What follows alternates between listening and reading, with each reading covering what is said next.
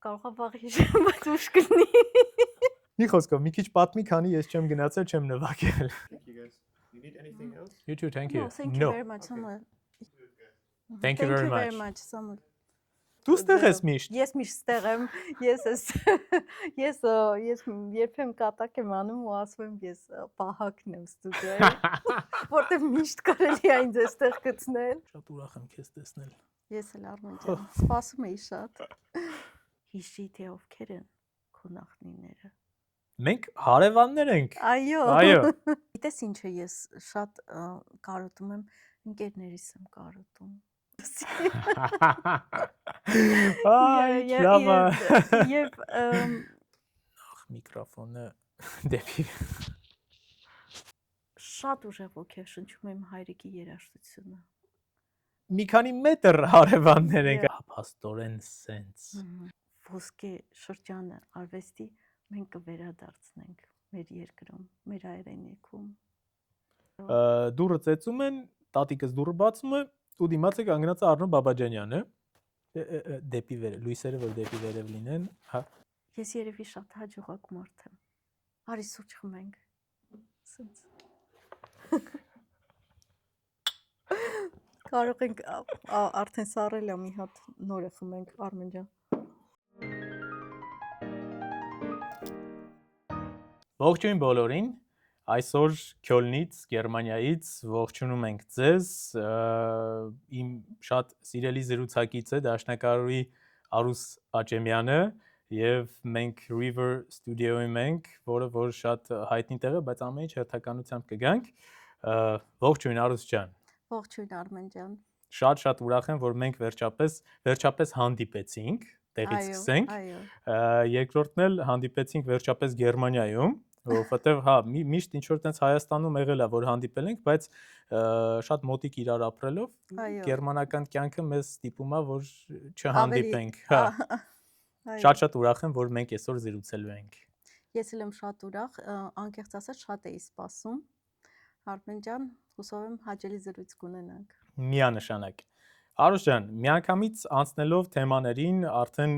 կարելի է ասել ավանդույթ դարձած մեր դասախոսների, մեր պրոֆեսորների մասին պետք է զրուցենք ու քո դասախոսը պրոֆեսորը կոնսերվատորիայում եղել է Ռոզալիա Թանդիլյանը, Ռոզա Արմենովնա Թանդիլյանը եւ շատ կուզեմ որ ընդամենը մի քանի երևի թե նախադասությամբ իր մասին կարճ ասես, հետո արդեն ավելի խորացված իրար հետ կզրուցենք, ասեմ, որ Ռոզա Արմենովնան բավականին մեծ ֆիգուր է դաշնամուրային կատարողական դպրոցում, ով սովորել է շատ հայտնի մարդկանց մոտ, Օլգա Բաբասյանի մոտ է սովորել Ռոմանոս Մելիքյանում, հետո Արնո Բաբաջանյանի մոտ է սովորել կոնսերվատորիայում, այսինքն քո մոտ կարելի ասել Օլգա Բաբասյանից Նիկոլաևի շկոլան է, Լեոնիդ Նիկոլաևի, իսկ Բաբաջանյանի կողմից արդեն գալիս է Իգումնովի շկոլան, այո, ու այդ ամենի մասին կուզեմ, որ ասենց մի քիչ զրուցենք։ Այո, սիրով։ Անկեղծ ասած, Ռոզա Արմենն է, Ռոզա Թանդիլյանի թեման իմ համար ամենասիրելին է, ու շատ դժվարանում եմ երկու նախադասությամբ իրեն մասին խոսել, որովհետև էմոցիաները միանգամից լցնում են իմ սիրտը ու ես չգիտեմ որտեղից սկսեմ եւ որը ասեմ ու հանկարծ բան չմոռանամ։ Ռոզա Արմենյան իմ կյանքում միայն ուսուցիչ չէ, Ռոզա Արմենյան իմ կյանքի առաջնորդն է եղել, որին ես հետևել եմ, հավատացել եմ, 5 տարեկանից եմ իրեն մոտ սովորել, սիրել եմ շատ, հավատացել եմ և նա ինձ առաջնորդել է իմ ամբողջ ուսումնառության ընթացքում, հետևաբար և կոնսերվատորիայում, և ասպիրանտուրայում, և ոչ միայն դաշնամուրային արվեստի մասին եմ խոսում, այլ ամբողջ կյանքի մասին, քանի որ Ռոզա Արմենայի հետ դասերը մեր մոտ չէին սահմանափակվում շաբաթական 2 անգամ գնալով,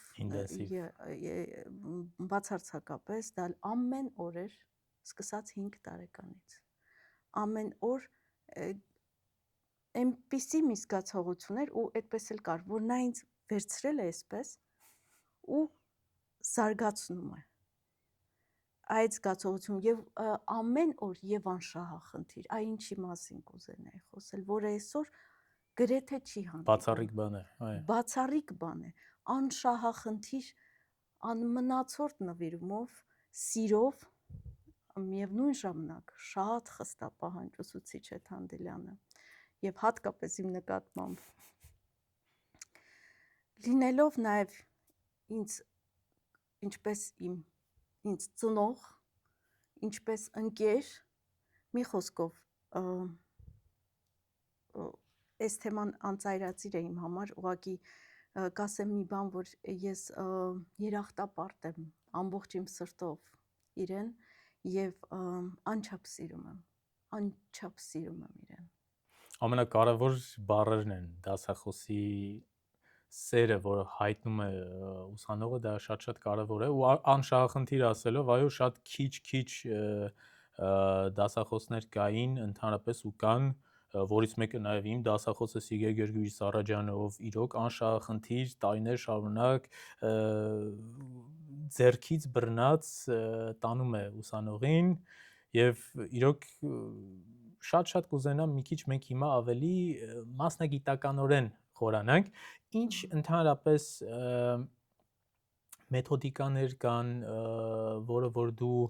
մինչ այսօր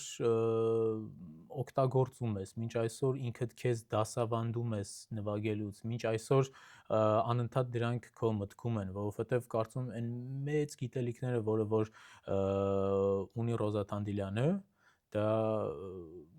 անփոխարինելի են։ Ինչ կա, որ մինչև հիմա այսօր ինչը եկավ հենց հիմա քո մտքին։ Իմ մտքին միանգամից իրեն մասին խոսելու շատ բաներ են գալիս, անկեղծ ասած, կնշեմ նա այն հանգամանքը, որ Ռոզա Արմենյան պարապում էր ցույց տալով ամեն բան։ Եվ բացատրում էր, եւ ցույց էր տալիս։ Շատ հեշտ է երբեմն խոսելը, բայց այդ ամեն ինչը պետք է որ հավատաս այդ ամեն ինչին, որ հնարավոր է դա օրինակը տեսնես, հավանես այդ օրինակը։ Եվ այդ առումով շատ հետաքրքիր էին անցնում մեր դասերը։ Ռոզա Արմենյան շատ մեծ ուշադրություն էր դարձնում ձայնարտաբերման արվեստին եւ ինձ հորդորում էր նվագել ոչ մի նոտա չնվագել առանց իմաստի եւ առանց հատուկ ձայնարտաբերման։ Շատ էր աշխատում իմ հետ դրա վրա։ Ես շատ օրինակ հիմա մտքիս եկավ, հիշեցի, ինչպես մենք աշխատում էինք, կարող էինք աշխատել մեկ Բեթհովենի, ասենք 31-րդ սոնատի առաջին էջի վրա 3-4 ժամ։ Ու դեռ աշխատանք կար, ու դեռ անելիք կար, փնտրում էինք միասին ու գտնում էինք։ Սուպեր։ Իսկ կապը կա մինչև հիմա, որովհետև ես գիտեմ, որ նա բավականին մեծ տարիքում է, ու գիտեմ, որ մինչ հիմա, եթե իհարկե չեմ սխալվում, լսել եմ, որ մինչ հիմա ինքը մինչև հիմա դասավանդում է տնից, եթե չեմ սխալվում, բայց մինչև հիմա ինքը այսքան ֆորում մեջ է, բավականին մեծ տարիքում լինելով։ Այո, մեծ տարիքում է եւ ես իրեն հետ անընդհատ կապի մեջ եմ, անգամ կասեմ, որ իմ կարևորագույն ելույթներից առաջ, կարևոր նվագախմբերի հետ եւ այլն ես զանգահարում եմ իրեն եւ խնդրում եմ, որ ինձ WhatsApp-ով լսի։ Եվ դա իմ ոսկե ժամերն են, ոսկե րոպեներն են, այդ ոսկե խոսքերն են, որ ես իրենից լսում եմ, փորձում եմ հիշեմ, անեմ անպայման այդ անսահման կապվածություն է իրեն հետ ու ես մի անգամ արդեն որ գիտեմ 2 ամիս հետո կարևոր ելույթ ունեմ, նախապես սկսում եմ արդեն ասել, որ պետք է անպայման ինձ լսի ու խորհուրդ տա, նա էլ իմանալով իմ բնավորությունը, որ ես այդպես էլ կա, ես անվերջ ուսանող տեսակ եմ եւ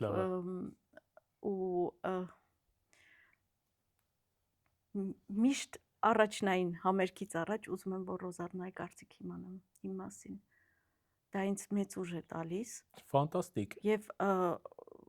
ավելի է լայնացնում իմ հորիզոնը աշխատելու իմ վրա, որտեվ ես կարծում եմ քանի դեռ ապրում ենք, քանի դեռ նվագում ենք, կապ չունի ոնց որ որքան փորձ ունես արվեստում, դա բացարձակ կապ չունի, դու աճում ես եւ դու սովորում ես։ Մեկ է, այո, մեկ է Սովորում ես ամեն սովորելու օր։ ամեն ինչ կա, միշտ կա ամեն ինչ, այո։ Այո, Սուպեր, այսինքն կարելի ասել, որ Ռոզա Արմենյանն այս թողարկումը կդիտի ես եւ հուսով եմ։ հա, մենք ողջունում ենք, ես Ռոզա Արմենյանին դե չեմ սովորել իր դասարանում, բայց հիշում եմ կոնսերվատորիայում ու երբ մնացած իմ գոլեգաներ, ընկերների հետ զրուցում էինք դասախոսներից, մնացածի վերաբերյալ էլ միշտ եմ, որ ես դասախոսներ կան, ում որ դու միջանցքում տեսնում էիր ու անկախ քեզնից sense ցկվում քաշվում էիր, որտեվ գիտեիր դե Ռոզա Թանդիլյանն է անցնում քո կողքով, բարևում էիր, բայց այն որ տենց գիտեիր, որ ինչպիսի մեծություն է քո կողքով անցնում ու հա, ես շատ մեծ հույս ունեմ, որ Ռոզա Արմենյանն կդիտի այս off stage-ի թողարկումը եւ ջերմ բարևներ ենք մենք ուղարկում նրան։ Այո։ Երկար տարիների կյանք եւ առողջություն, որտեվ այսպիսի մասնագետները պետք է դեռ շատ կրթեն, ոնց տեսնում եմ, նույնիսկ on-line, նույնիսկ Գերմանիա։ Այդ առումով, այո, սուպեր։ Ես ուզում եմ մի քիչ խոսել հիմա Արնո Բաբաջանյանի ֆակտորից ընդհանրապես Ռոզա Արմենյանի կյանքում եւ ինչպիսի դեր է ունեցել Արուշ ջան Արնո Բաբաջանյանի կերպարը դասավանդման ժամանակ, իր դասավանդման ժամանակ ու արդյոք ռեպերտուարային առումով էլ ինչ որ մի ձև ազդել է, որովհետեւ դե պարզ է որ օրինակ իմ դասախոսը Գյորգի Վարդովիչ Սարաջևի տղան Սիգե Գյորգիևիչը պարզ է որ այդ ազդեցությունը նկատվել է թե դասավանդման մեջ, թե նաև ինչ որ ստեղծագործությունների, որովհետև դա առաջնային մեծ պատիվ է, որ դու նվագում ես այդպիսի մեծությունների թե փոխադրումներ, թե գործեր, ու ստեղ հետաքրքիր է արդեն մասնագիտական աղջիկը Արնո Բաբաջանյանի, Ռոզա Արմենյան, ինչպիսի ձև է դասավանդում հենց Արնո Բաբաջանյանի տեսանկյունից։ Ռոզա Արմենյան, ես միշտ իր դասավանդման ուրեմն ստիլի մեջ, ոճի մեջ նկատել եմ այդ ոգին բաբաջանյանական, կատարողական ուրեմն մասշտաբը։ Այո, մասշտաբայնությունը եւ դրամատուրգիապես ճիշտ ստեղծագործությունը մեկնաբանել, այսինքն որպիսի վերջում իմաստ լինի այդ ամեն ինչի մեջ, ոչ թե շատ մինիմալիստական։ Չնայած որ աշխատանքը կատարվել է շատ դետալային միշտ, բայց ընդհանուր այդ մասշտաբային մտածողությունը շատ է ուրեմն ինքը աշխատում զարգացնել, ինչը շատ կարևոր է հետագայում համերգային գործունեություն սահմանելուց, արդեն երբ որ համերգային կատարող ես լինում, որպիսի հանդիսատեսին կարողանաս հանձնես ինչ-որ մի պատմություն, երբ դու նվագում ես։ Քանի որ ես խորապես համոզված եմ, որ ցանկացած հանդիսատես գալիս է համերգի որևէ բան տանելու քեզնից իրեն։ Եվ դու պետք է լինես, պետք է կարողանաս այդ էմոցիան տաս։ Եվ վտախնավենիը, ինչպես են ոգեշնչումը, այո, ոգեշնչումը շատ կարևոր է։ Պետք է ժողովուրդը ոգեշնչված գնա քո նվագից հետո, ինչ որ մի բան վերցնի ու տանի իրեն պահի, ստեղծի իր կյանքում զարգացնի։ Բնավ կարևոր չէ դա արվեստ է, թե արհեստ է։ Եվ ես Ռոզա Արմենյանի պարապելու ոճի մեջ պարապել ասված այնքան նեղ է այս դեպքում, որովհետև երբ մենք աշխատում էինք իրար հետ, երբ ես սովորում էի, դա եւ գրքերի մասին էր, դա եւ կոմպոզիտորների մասին էր, ընդհանուր զարգացման, ինքը ինձ հարցնում էր կարդացիր այդ պատմությունը Շումանի մասին, կարդացիր սա, կարդացիր նա, լսեցիր այն կատարումը, այս կատարումը։ դա մի ընդհանուր աշխատանք էր, որ ուղակի արվեստագետ կերտելու աշխատանք, ոչ թե զուտ միայն պիանիզմին եւ տեխնիկական հարցերին, պետալին եւ այլն, այլ շատ ավելի Անձ կերտելու։ հիմնակարային հարցերի շուրջ էր մեր աշխատանքը իրեն հետ։ Մի խոսքով դա եւ հանդիսացավ հետագայում այն դիմագիծը, որը որ ես ձեռք բերեցի իր շնորհիվ։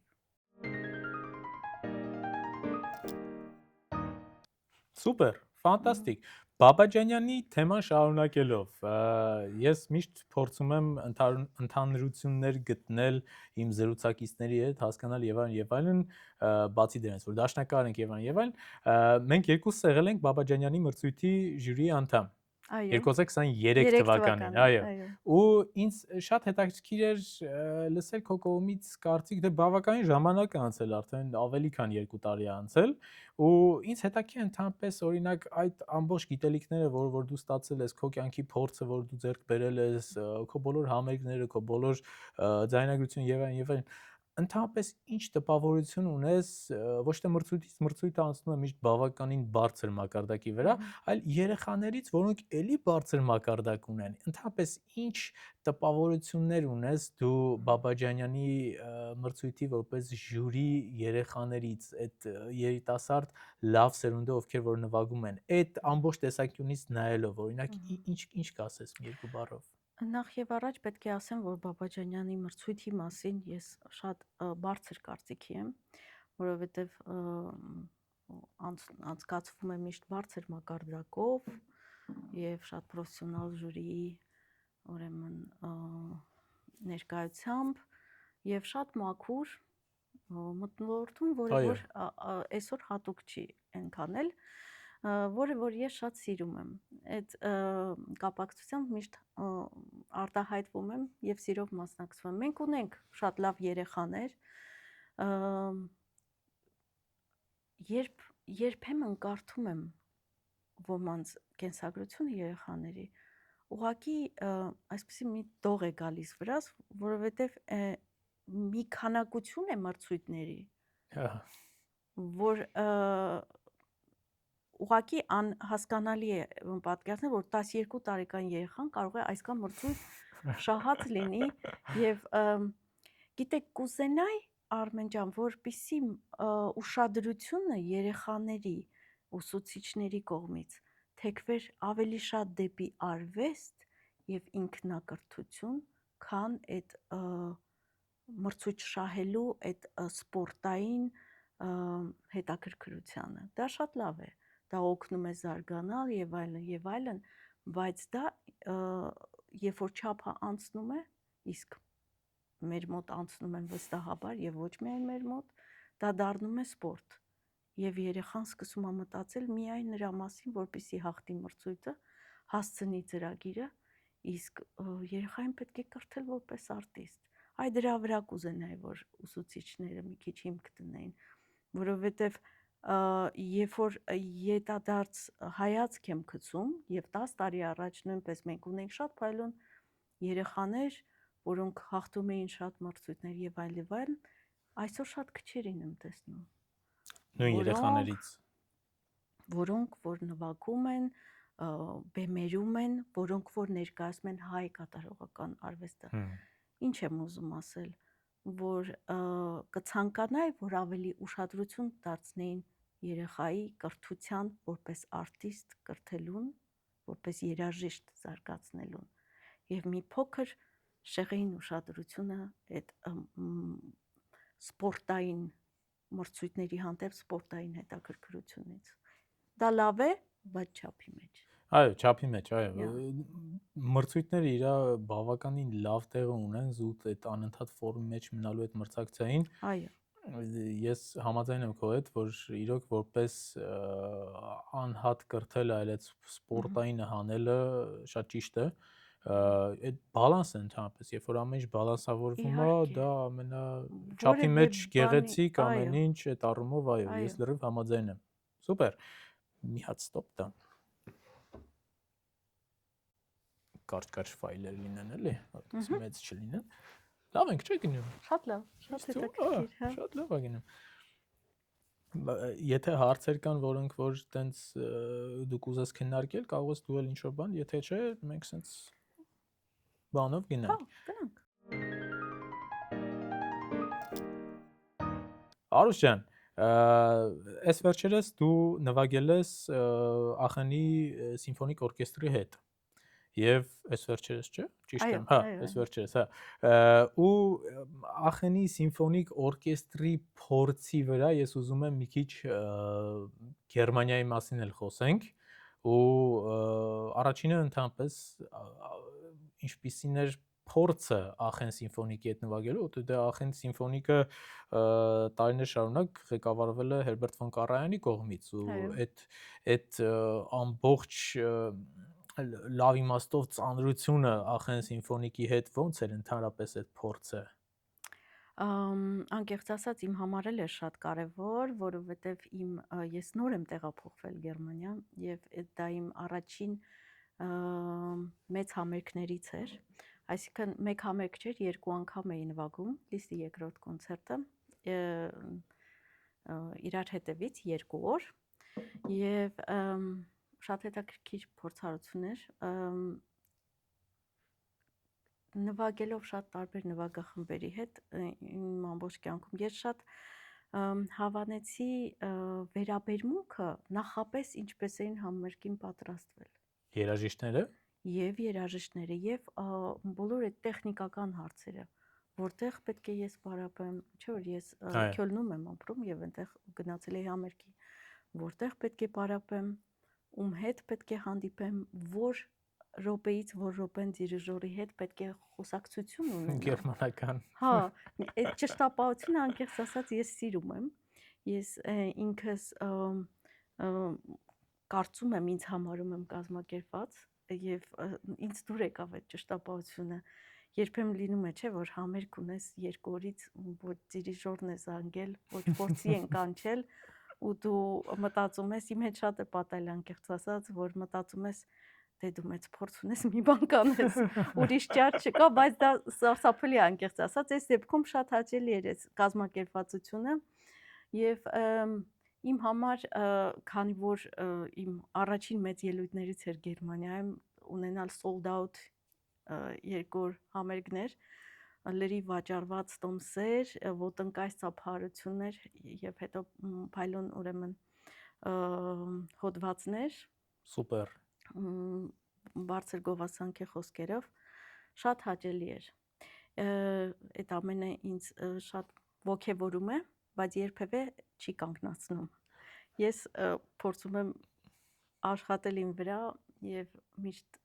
հաջորդ համերգին լինել ավելի լավը։ Ֆանտաստիկ է հնչում։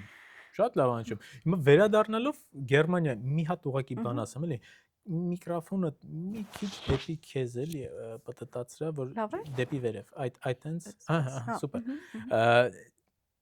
Շարունակելով Գերմանիայի թեման։ Ոնց հայտնվեցիր դու Գերմանիայում։ Ինչ ես անում Քյոլնում։ Ու մինչև այդ ամենը անցնելը կուզեմ նաև խոսենք տեղից, թե որտեղ ենք մենք հիմա գտնվում։ Մենք գտնվում ենք River Studio-ում եւ այս ստուդիան կուզեմ հետո դու էլ մի քիչ ավելի մանրամասնես մի քանի ավելի կոնկրետ օրինակներով որտեղ ենք մենք, բայց դու կարող եք տեսնել ֆանտաստիկ վայրում ենք մենք հիմա գտնվում, ֆանտաստիկ Steinway ունենք մեր հետևում դրած, որը որ ստորագրված է Lang-Lang-ի կողմից։ Ես հենց մտա կասես հիմա, ասով ստորագրած, հենց հերվիս տեսա ինչ ստորագրած, ասում ես Lang-Lang ու մի հատ պատմություն հիշեցի, պիտի պատմեմ։ Ուրեմն Ֆրանկֆուրտում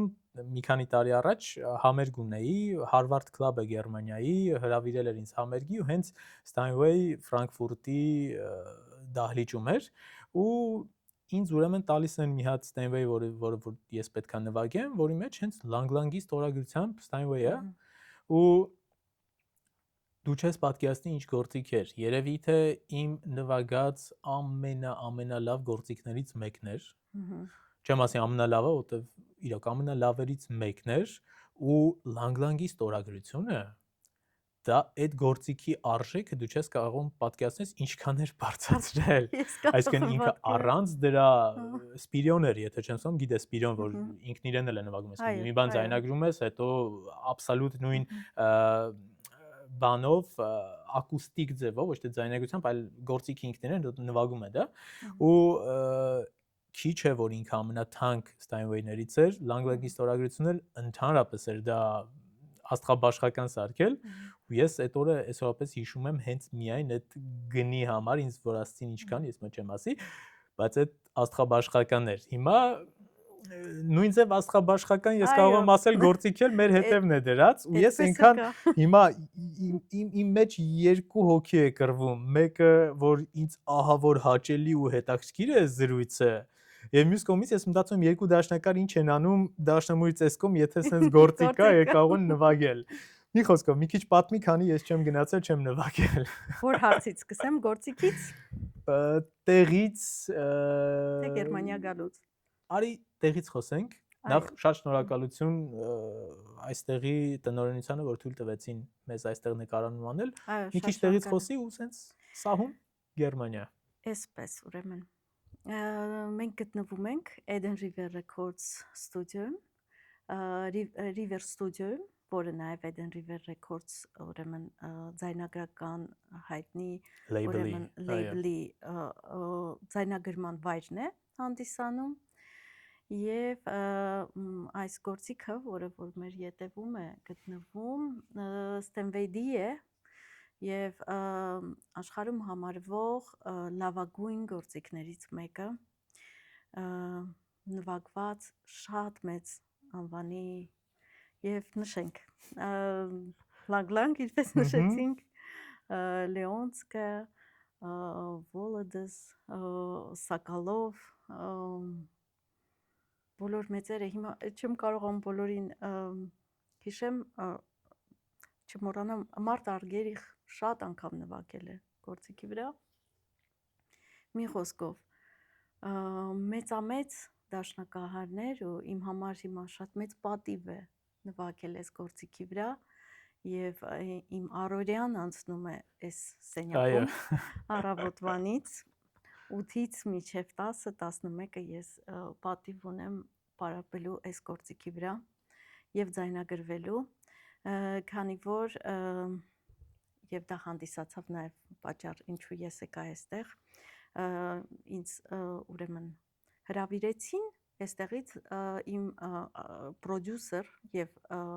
Eden River Records-ի տնօրեն Ralph Kemper-ը, որը հիմա իմ ուրեմն պրոդյուսերն է, հրավիրեց ձայնագրությունների շատ պատահական դա ստացվեց ինքը ինձ լսեց YouTube-ում իմ կատարումը Խաչատրյանի կոնցերտի եւ ինչ որ ուրիշ կատարումներ նաեւ եւ շատ ոգևորված կոնտակտներ փորձեց գտնել եւ հաստատեց կոնտակտ ինձ հետ եւ հրավիրեց ձայնագրության Այստեղ։ այո երկու շաբաթով ես անչափ ուրախ էի որովհետեւ դե Արմեն ջան դու գիտես իբրև հայ դաշնակահար դե ինչքան մենք տուժում ենք չունենալով պրոֆեսիոնալ տեղ Հայաստանում ձայնագրվելու լավ գործիքով շատ ենք տուժում եւ դա հենց վայր պետքա շեշտել ոչ թե համերգա այո ստուդիա համերգասրահում ձայնագրությունները դրանք այլ են էլի ես օրինակ ձայնագրվել Մոսկվայի Չայկովսկու անվան մեծ դահլիճում երբ ձայնագրում էի իմ ձայնասկավառակը հրաշալի ակուստիկայով եւ այլն բայց ստուդիայի ձայնագրությունները ուրիշ են այո ես չեմ ուզում որակել լավ եւ վատ դրանք լրիվ տարբեր են դու հասկանում ես մի խոսքով եւ մենք դրանից ցրկված ենք Հայաստանում չունենք եւ եթե ուզում ենք ձայնագրվել պետք է համերգային դահլիճում որևէ մեկին բերես եւ անհասկանալի ինչ որ աղմուկից փախնես եւ բացի դրանից տեխնիկան որը որ ընդհանրապես համեմատելի չէ այստեղի հետ մի խոսքով ես եկա արեցի իմ առաջին ձայնագրությունները եւ ի զարմանք ինձ առաջարկեցին ստորագրել էքսկլյուզիվ կոնտրակտ իրենց հետ եւ տեղափոխվել Գերմանիա, որը որ իմ համար շոկային էր։ Այսինքն դու տեղափոխվել ես հենց Այո։ ստուդիոյի կոնտրակտով։ Այո, Ա, ոչ թե ստուդիայի, այ Eden River Records Label-ի։ label-ի։ Այո։ Այո, Ա, ստուդիայում ես պարապում Ա. եմ եւ ձայնագրվում եմ։ Փոքրիկ բոնուս Այո։ ընդամենը, չէ՞։ Այո։ Դաշնակարի համար ամենակարևոր Փոքրիկ, տեղ լինի պարապ։ ընդամենը Հա։ այսպես Steinway, հա։ Հա։ Եվ իմ համար շատ շոկային էր, որովհետև ես շատ իմ կյանքում ունեցել եմ հրավերներ դրսում սովորելու, ապրելու։ Ես մենակ գնացել եմ իմ համերգներին եւ վերադարձել եմ, որտեվ շատ սերտ կապված եմ իմ հողի հետ, աննկարագրելի։ Ու եթե ունենայի այդ ամբողջ հնարավորությունները այնտեղ, երևի թե կծավալեի այդ գործունեությունը այնտեղ, բայց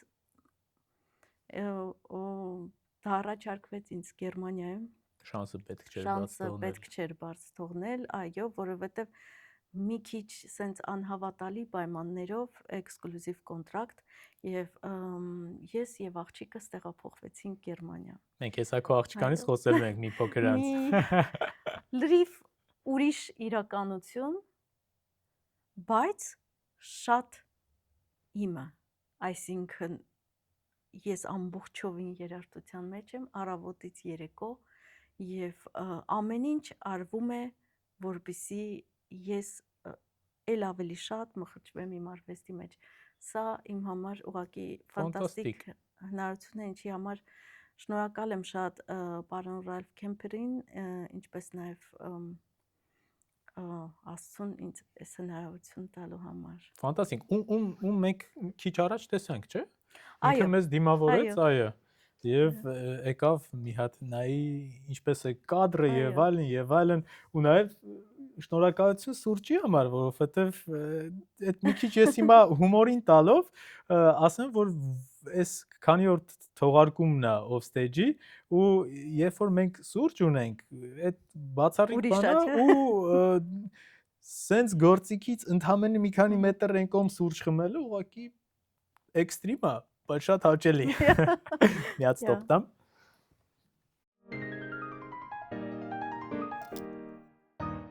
Շատ լավ է, շատ լավ է գնում։ Լսի, մի երկու բառով ընդհանրապես կուզեմ խոսենք label-ի կարևորությունից ու կուզեմ, որ սա շատ լավ է, որ մենք սա այս ամենը անում ենք հայալեզու, որովհետև նույն կապելով label-ը Բաբաջանյանի մրցույթը 23 թվականին է, ոչ թե 25-ին է, այս վերջինը 23-ին է։ Կհիշես, որ ես հանձնեցի իսպանական KNS label-ի մրցանակ եւ ես ինքս համարվում եմ KNS label-ի արտիստ, ես ինքս նաեւ Navon-ան հաստատ լսած կլինես ամերիկյան label, այսինքն մի խոսքով label-ը ես գիտեմ ինչքան կարեւոր բան է եւ ես բավականին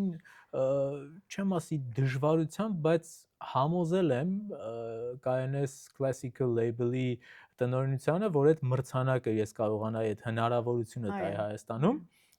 բայց պետք է բարձրաձայնել խնդիրների մասին, ասեմ, որ մի քիչ չհասկացվեց, թե դա ինչ է։ Այսինքն դա գնահատվեց շատ լավ, բայց մինչ այսօր այդ ձայնագրությունները երեխեքը չեն արել։ Եթե դուք հիմա ինձ նայում եք, արեք, դա կարծում եմ դեռ հնարավորություն կա, որտեվ եթե պետքա մեկնեն որպեսզի չէ, ու ասեմ, որ այդ ամենը պետք է արվեր որտեղ որ ուզում ես, բայց label-ի կողմից թողարկված ձայնագրությունները դրանք բավական ուրիշ կշիռ ունեն։ Մի բան է, որ դու ձայնագրես, թողարկես, մի բան է այս label-ի կողմից։ Ու ես կուզեմ, որ մենք այդ միգուցե սա ոգեշնչվի են լավ երեխեքին, ում որ ես արդեն այդ մրցանակը տվել եմ, որ նրանք մի քիչ շարժվեն եւ անեն, այդ առումով, եթե իհարկե կոնտրակտը չի բրծել ինձ, չգիտեմ, բայց ասածս այն է, որ մի քիչ կուզեմ մենք label-ի կարևորությունից խոսենք, թե ինչքան կարևոր բան է արտիստի կյանքում հենց label-ով ձայնագրություն, ինչքան կարևոր է դա Գերմանիայում էր։ Հա, այդ background-ը ամեն դեպքում, հա։ Այո, ես ուրիշ բան էլ կարող եմ ասեմ, որ շատ անգամներ, երբ որ դու դիմում ես ինչ-որ միտեղ աշխատանքի եւ այլն, քեզնից միշտ հարցնում են label-ով ձայնագրված ձայնասկավառակներ, որովհետեւ ձայնասկավառակ հիմա ինչ որ միտեղ տպել կամ նույն սթրիմինգ տեղերում գցել, ոչ մի խնդիր չկա, բայց այս label-ը, ինչ է օրինակ քեզ տվել այս label-ը, բացի այդ background-ից, բացի այս հրաշալի տեղից։ Label-ը նախ եւ առաջ տվել է ուրեմն այդ հնարավորությունը, որպեսզի քեզ ներկայացնի հայտնի կազմակերպություն, որը Այո։ շատ կարևոր է, որ դու չես քեզ ներկայացնում եւ փորձում առաջ տանել, որտեղ արվեստագետին պետք է առաջ տանել, պետք է հարթել ճանապարհ, որպեսզի նա գնա, որտեղ Այո։ այն դժվար ճանապարհը, ինչ արվեստագետը անցնում է իր առօրյայում, լինելով բացարձակապես լիովին նվիրված իր գործին, հնարավոր չէ, որ կարողանա նաև այդ ամբողջ տեխնիկական հարցերի համար պատասխանատու լինել։ Դա ուղղակի անհնարին է։ Եվ այս դեպքում, երբ որ քեզ կան մարդիկ, որոնք հավատում են քեզ, հավանում են քեզ, սիրում են քո արվեստը եւ ներկայացնում են քեզ, դրանից հաճելի բան ինձ թվում է չկա։ Այո, այդ աջակցությունը Եվ կողքից, նաեւ ներկայացնում այս փառատոնին, այն համերգաշարին, չգիտեմ, այս պլատֆորմայում, այն պլատֆորմայում այո, եւ փորձում քեզ իրենց միջոցով, իրենց կապերի միջոցով ցույց տալ աշխարհին։ Ինչը որ մենք բոլորս դրան կարիք ունենք, լինել ցուսադրված աշխարհի մեր արվեստով։ այո, Այո, իրականում սա շատ միայնակ մասնագիտություն է, շատ անշուշտ։ միայնակ, եւ երբ որ դու կոպիտ ասած գլուխդ կախ անդադ քո գործն ես անում, մի բա ուզում ես որ այդ գործը տեսնող լինի, լսող լինի։ Այդ առումով այո, շատ համաձայն եմ քո հետ, սուպեր։ Մենք մի քիչ շեղվեցինք մեր բանից, մեր ուղղվածությունից, Գերմանիայի թեման փակելով կուզեմ մի քանի հարց տալ ու ոչ միայն Գերմանիայի հետ կապելով։ Արուս ջան, նախ միկրոֆոնը դեպի վեր, լույսերը որ դեպի վերև լինեն, հա, դեպի որ այս կողմ էլի, սենց։ Սուպեր, մերսի։ Գերմանիայի թեման օրինակ շարունակելով ու կապելով ոչ միայն Գերմանիան, ընդհանրապես քո կյանքից մի քանից հետաքրքրող փաստեր, արդյոք դու դասավանդում ես, ու արդյոք դու դասավանդում ես Գերմանիայում, արդյոք դու ընդհանրապես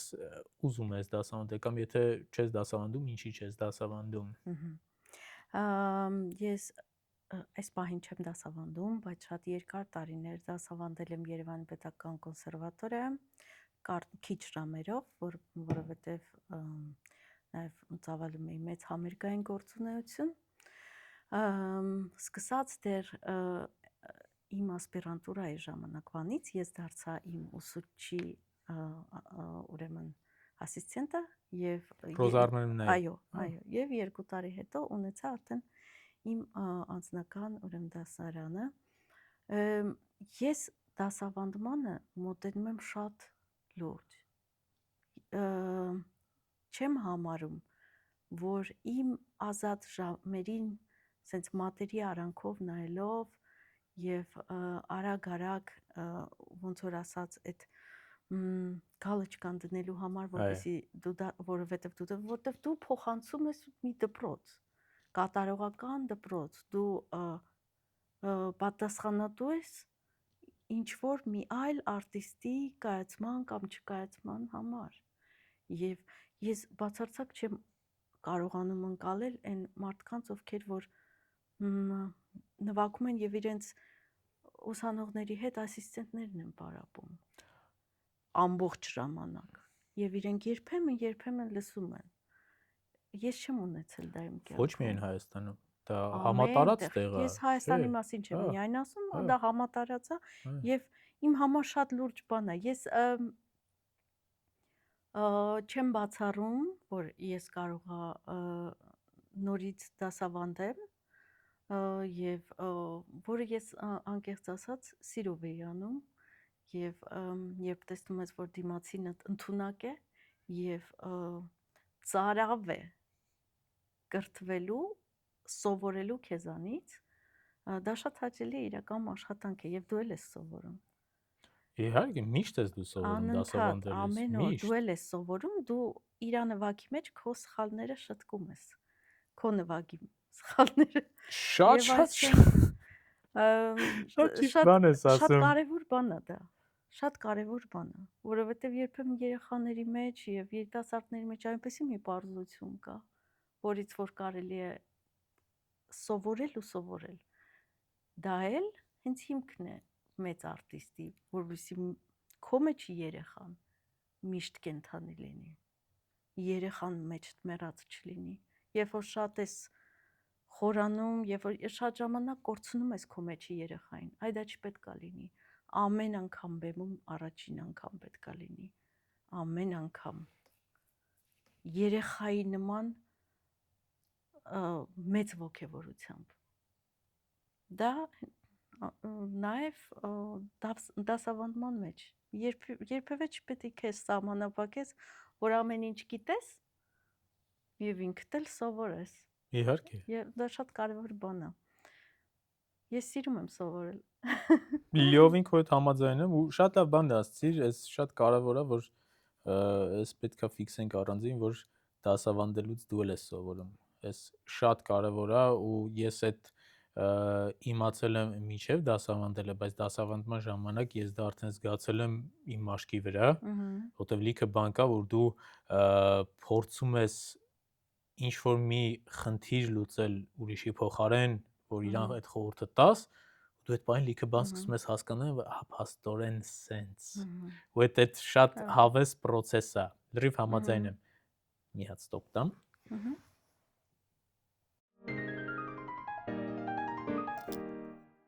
Բաց տեղ դնենք այս միկրոֆոնը։ Չէ, ուղղակի հանի պտտացրա, իրան մագնիսը թող իրան պտտացրա։ Հա։ Սենց։ Ոնց անեմ։ Մի հատ։ Չէ, այս տակից մագնիսը վերցրա ու իրան դեպի վերև պտտացրա։ Սենց։ Հիմա։ Մի հատ էլ թող։ Հա, всё, այսպես դեպի վերև ազրուկը։ Okay։ Շատ լավ են գնում։ Ինձ թվում է, որ ֆանտաստիկ է։ Ինչ կասես։ Ինձ էլ շատ դուր գալի։ Ինձ Հաճելի է։ թվում է շատ լավ է։ Արուշ ջան, դասավանդելուց խոսեցինք, Գերմանիայից խոսեցինք, ընդհանրապես լիքը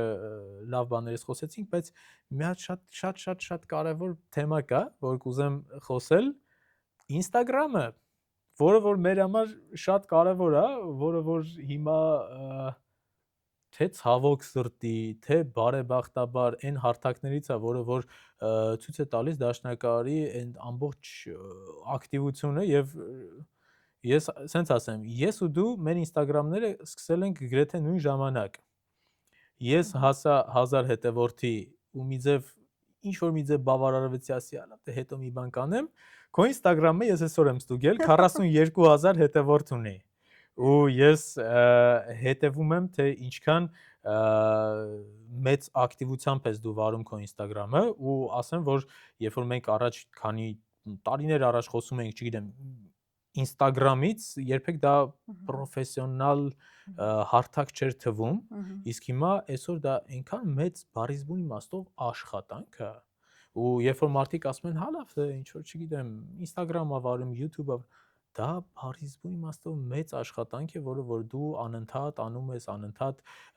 կոնտենտ ես ստեղծում, այդ կոնտենտը որակով ես ստեղծում, որտեղ առանց որակ դու չես պահի այդ 42000-ին, ու կուզեմ մի քիչ քո Instagram-ից խոսենք։ Սիրով, իմ Instagram-ը ես սկսել եմ վարել 1 տարի ու կես։ Այո։ Ուրեմն արդեն 1 տարի ու կեսում, ինչպես ասեցի, արդեն համարյա 43000 հետևորդ է եւ ավելացել է այս ընթացքում ես համարյա եւ իմ Instagram-ը սկսեցին վարել ուրեմն իմ կազմակերպությունը, ում հետ որ ես ունեմ exclusive contract,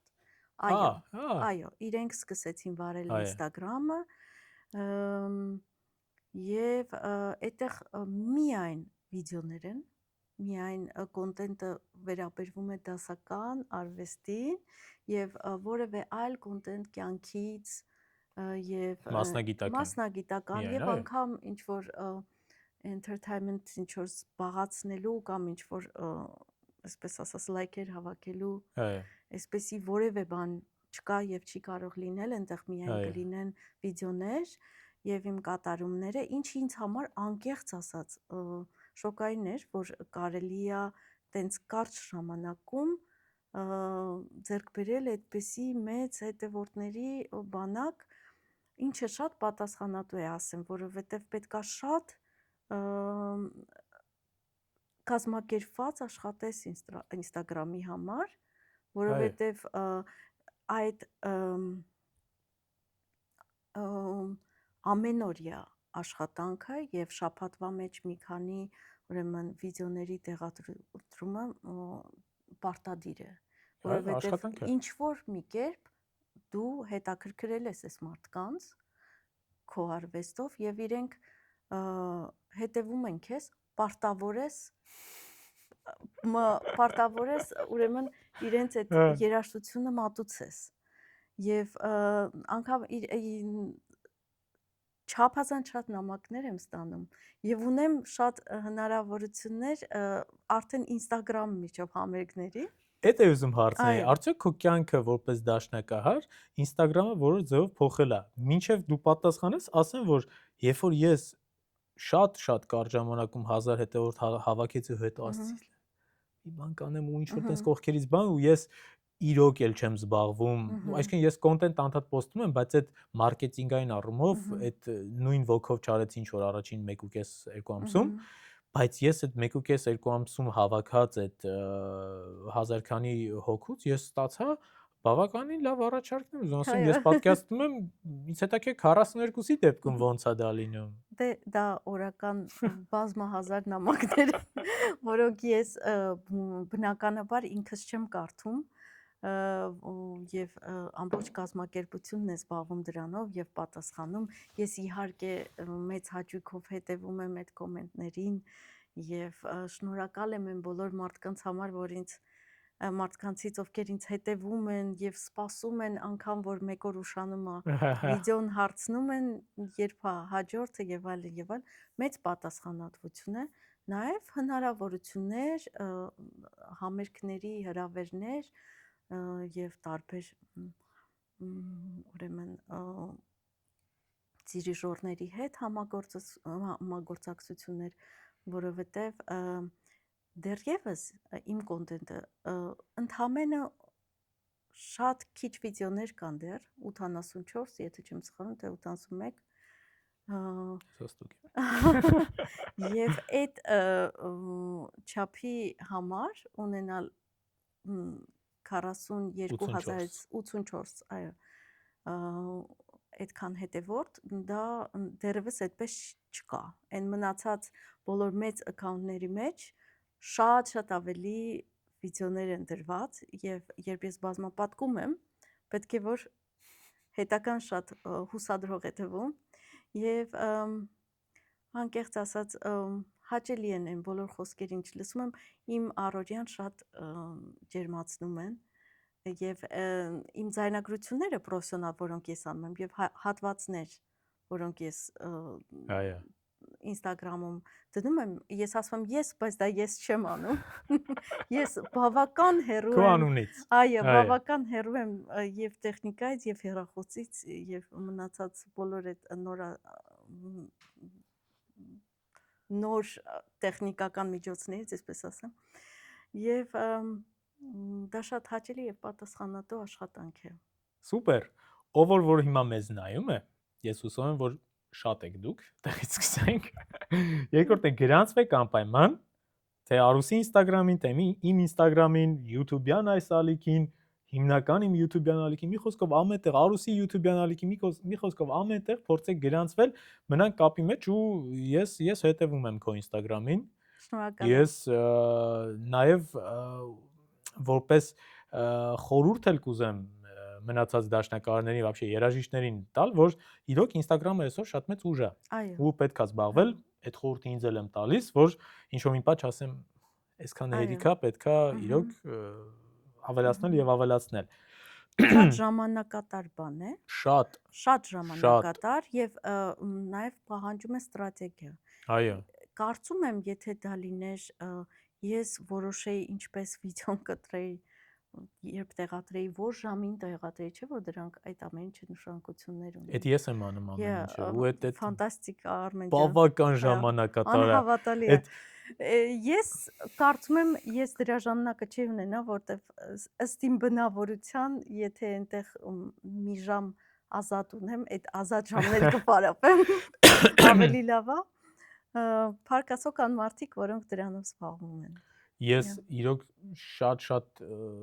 արժևորում եմ այդ ամեն ինչը ու սենց ասեմ, այդ օրինակ այդ թեկուս որ խոսում ենք, հա 42000-ի կողքին 1000 քանիսը դա քիչ թիվ է, բայց 1000 հոգին էլ հավաքելը բավականին դժվար է այն առումով, որտեղ այդ նույն ստրատեգիան իմ կինն է ինձ օգնել, որովհետև ինքը հոգեբան լինելով այդ ամեն ինչը ուսումնասիրել է եւ այլն, այդ իրանց չեմ ասի մասնագիտական ճյուղ, դա սխալ կլինի, բայց մարքեթինգ ինքը քանի որ ուսումնասիրել է, ինքը այդ ամեն ինչը ինձ կարողացավ օգնել, բայց կոնտենտը, որը որ դու մտածում ես, օքեյ, այս կադրը ստեղ, ոնց որ նոր տեսար, որ կադրը դրեցի, այս ամեն ինչը պատրաստեցի ու այս ամենը գալիս է իրոք քո ժամանակի հաշվին ու դա բավականին բարդ process է, բայց իրոք խորհուրդ արեք, զբաղվեք, այդ այսօրվա ուժն է։ Իրոք դա այսօրվա ուժն է։ Ու եթե ես գիտես ինչքան լավ դաշնակահարներ, ինչքան լավ երաժիշտներ գիտեմ, ովքեր որ այսօր չունեն Instagram եւ լիքը մարդ չգիտի իրանց մասին, այսինքն իրանք ավելի լոկալ են, իրանց մասին գիտեն իրենց հենց բնակավայրերում կամ բնակավարներում կամ իրանց բնակավայրերում, բայց որ օրինակ այդ նույն մասշտաբ ունենաս, դու ստիպված պետք է ունենաս այսպիսի հարթակներ։ Այդ առումով շատ կարևոր է։ Նաև համերգների առումով, Այո, երբ որ քո համերգները դու տեսնում ես, որ տոմսերը վաճառվում են շատ արագ։ Այո։ Եվ դա հրաշալի է ուղղակի։ Այո, ու մի հատ անոնս ես գցում, տեսնում ես այդ ֆիդբեքը ու այդ ամեն ինչը։ Այո, եւ հատկապես ինձ համար շատ կարեւոր է, որ իմ Instagram-յան էջում ես միայն ու միայն ներկայացնում եմ արվեստ։ Եվ չեմ շեղում ուշադրությունը դեպի իմ անձի շուրջ։ Այդ առումով ես երկու հատ Instagram ունեմ, մի հատ պերսոնալ, մի հատ մասնագիտական։ Մինչև այդ ես էլ ունեի Instagram, ես այդպես էլ չհասկացա դա ոնց են անում, որ փակվի։ Ամեն դեպքում մոռացա parole-ը ու ինքը փակվեց ինքնիրան։ Եվ բարին էլ դա է։ Բարին էլ դա է, այո։ Սուպեր։ Մի հատ ստոպ տամ։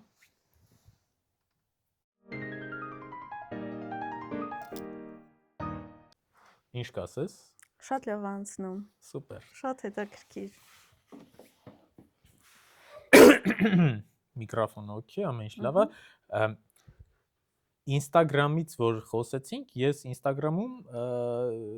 դե բացի նրանից որ ընդհանրապես մենք իրար Facebook-յան friend ենք, իրար ճանաչում ենք տարիներ շարունակ, այո, փոքրուց, մենք դրան էլ հիմա կանդրադառնանք, բայց ուսումնասիրում էի քո էջը ու մինչ ուսումնասիրելն էլ եւ այսօր էլ շատ աչքիս դիպավ քո պապայի Վարդան Աճեմյանի Bells, the Bells, հայերեն երևի թե ղողանջներ, թե ղողանջներ, ես ճիշտ եմ որ զանգակներ չէ, հենց ղողանջներ, որտեղ այդ տրամադրությունը ստեղծագործության հենց ղողանջներ անունն էր ուզում։ Ու ես կուզեմ մենք այդ ստեղծագործությունից խոսելով սահուն անցնենք Աճեմյանների ընտանիք, որը որ իմ համար շատ հոգեհարազատ ընտանիք է, բայց մի քիչ կուզեմ դեռ խոսենք Վարդան Աճեմյանի ղողանջներ ստեղծագործությունից, ու ինքը բավականին հետաքրքիր է, շատ հետաքրքիր է ու ստեղծագործություններ կան, որ դու լսում ես ու միանգամից ուզում ես պատկերացնես նոտաները, ուզում ես պատկերացնես թե ինչ տեսք ունեն ու դու էլ ես ուզում նվագես։ Այդ ստեղծագործություններից է։ Մի քիչ այդ ստեղծագործությունից պատմի։ Արմեն ջան, քո տպավորության համար ղողանջները իմ կյանքում թալիսման դարձած ստեղծագործություն է, որը պապան իմ համար գրել է, երբ ես 12 տարեկան էի, եւ բավականին եւ տեխնիկապես եւ ձայն արտաբերման առումով դժվար պոեմ է, եւ հանդիսանում է պապայի ամենահայտնի գործերից մեկը, քանի որ կատարել են նաեւ Նիկոլայ Պետրովը, Դենիել Պոլոկը, ես որտեղ որ մաստերկլասին, որ սիմպոզիումին, որ փառատոնին եւ համերգին նվագում էի, հետո բոլորը ինձանից այդ նոտաներն էին ուզում։ Ես միշտ գնացել եմ համերգների ունենալով այդ նոտաներից մի քանի կոպիա, որովհետեւ միշտ վստահ իմացել եմ, որ պետք է ուզեն այս նոտաները ինձանից եւ անգամ համերգին հետս այդ կոպիաները տանում էի, որ մարդիկ հենց ուզեին։ Ունես հիմա։ Այս պահին Չէ, չունեմ։ Այս պահին չունեմ, սիրով Ես կտամ էլ էի քեզ։ ուզելու։ Սիրով կտամ ու շատ ուրախ կլինեմ, որ կատարես Արմեն ջան։ Իմ ամենասիրելի ստեղծագործություններից մեկն է, իմ կյանքի ուղեկից ստեղծագործություններից մեկն է եւ որի հետ ես անցել եմ եւ մրցույթներ, եւ փառատոններ, եւ համերգներ, մի խոսքով եւ ընթացքում, երբ հիմա էլի նվագում եմ, հետաքրքիր է նկատել այդ տարբերությունը, ոնց է դու զգում այդ ստեղծագործությունները։ The Bells խողանջներ անվանումն էլ գալիս են հայրս փորձել է արտացոլել հայկական եկեղեցու զանգերի Այո։ այդ նուրբ զանգերի եւ այդ լայնամասշտաբ զանգերի այդ գեղեցկության կոնտրաստը հայկական շատ գեղեցիկ մեղեդու մոտիվներով շատ գեղեցիկ ստեղծագործություն է։ Սուպեր։ Հիմա այդ ես նոտաները սպասելու եմ։ Սիրով, Ես լուրջ եմ Արմեն ասում, ես նոտաները սպասելու եմ։ Այդ առումով անհամբեր կսպասեմ։ Հիմա արդեն անցնելով շատ սահուն Աճեմյանների ընտանիք։ Ասեմ, որ քանի որ Արուսը նոր նշեց, որ մենք մանկուց իրար գիտենք, մենք հարևաններ ենք։ Այո։ Եվ քիչ է որ Գերմանիայում համարյա հարևաններ ենք, որտեղ դու Քյոլնում ես, ես Բոնում եմ։ Ամենամոտ քաղաքներն են։ Գիտես քանի րոպե եմ հասել, գիտես ինչքան շուտ եմ հասել։ Այդ առումով իրոք շատ մոտիկ ենք, հա։ Հայաստանում մի քանի մետր հարևաններ ենք, այսինքն նույն շենքից եւ ես այսօրվա պես հիշում եմ իմ տատիկի ընկերուհուն, քո տատիկին, իմ տատիկը կարծում եմ ով որ ինձ արդեն հետևում է գիտի գեղանկարչուհի Այդա Բոյաջյանն էր եւ քո տատիկը Նատելա Պողոսյան կոնսերվատորիայի պրոֆեսոր։ Այո, ով դաշնակահարուհի, նվագակցող, նաև ընդհանուր դաշնամուրի ամբիոնի դասախոս, ուզում եմ ասել, բավականին կարևոր մարդ մեր երաժշտական ասպարեզում եւ այսօրապես հիշում եմ ես ինչքան էի ձեր տանը լինում, որովհետեւ հենց ինչ որ տենց ազատ ժամանակ էր լինում, արվեստագետ ընկերուհիներով իրանք հավաքվում սուրճ էին խմում, ես էի փոքր ինչ որ միտեղ տենց վազվզում էի, դաշնամուրին էի կպնում, դեռ երևի դեռ դպրոց էլ չէի գնում, բայց ես այսօրապես հիշում եմ մենք իրան ծոցը նատա ենք ասում, ծոցը նատա ենք տանը, մենք ինչքան ժամանակ ենք անցկացրել, ինչքան է ծոցը նատան մեր մոտ եղել, ուզում ասեմ բավականին ջերմ հիշողություններ ես ունեմ։ Իհարկե պապայից էլ շատ ջերմ հիշողություններ ունեմ, բայց ծոցը նատան լրիվ տան անդամի պես հարազատ էր իմ համար։ Շատ մտերիմ։ Եվ հա, ու շատ ափսոս, որ նա այլևս մեր հետ չէ։ Կուզեմ, որ սկզբից ծոցը Նատայի մասին, Նատելա Պողոսյանի մասին խոսենք։ Հետո արդեն այնքան շատ կան, որ մեծ անուններ, որ ասենց հերթով գնանք։ Եթե դեմ չես։ Սիրով։ Նատելա Պողոսյանը տատիկս դաշնակահարուհի հիասքանչ կին։ Մի կին, ով մեծ ազդեցություն ունեցավ իմ կյանքում եւ իմ բախտի մեջ իբրև դաշնակահարուհի, որովհետեւ նախ եւ առաջ ես սկսեցի իմ մատերը շարժել եւ նվագել դաշնամուրի վրա իր շնորհիվ,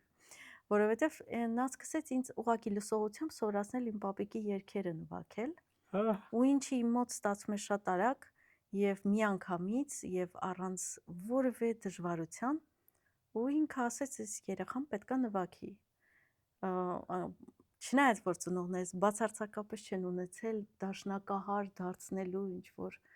ինչ-որ մեծ նպատակ չի եղել, նպատակ բացարձակ չի եղել։ Ես կուզենամ սրա մասին խոսել, որտեղ շատ կարևոր բան է։ Ուրեմն իրականում Ռոզա Թանդիլյանի հետ իմ առնչությունը եւ 5 տարեկանից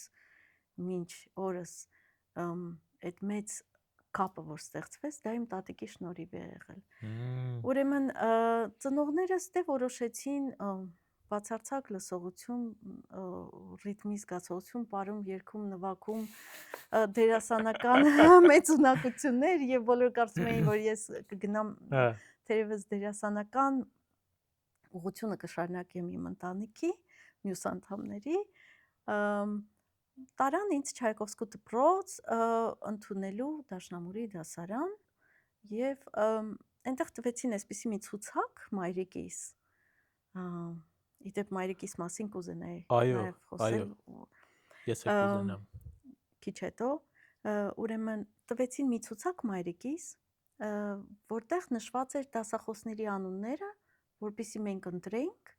եւ դիմեինք, եթե կվերցնեին ուրեմն ինձ իրենց դասարան։ Մայրիկս շատ երիտասարդ էր եւ բերեց այդ ցուցակը տատիկիս։ Տատիկս այսպես նայեց, մի վայրկյանում ասեց Ռոզան պետք է լինի։ Մաման ճանաչելով Ռոզա Թանդիլյանին ասեց. «Մամա ջան, բայց կվերցնի իրան,